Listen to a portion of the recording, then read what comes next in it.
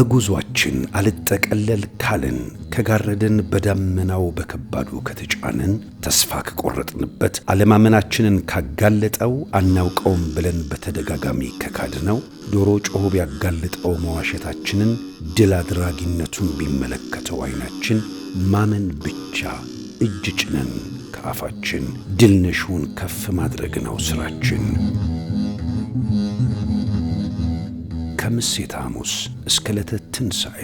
2018 ዓመተ ምህረት ለአራት ተከታታይ ቀናት ተዝናኖት ቁም ነገር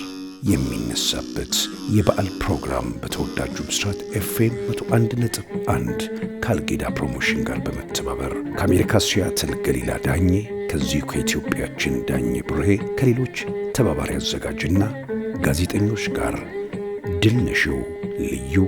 የትንሣኤ ሬዲዮ ፕሮግራም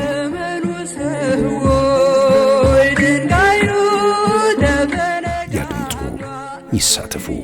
ስፖንሰር ያድርጉ።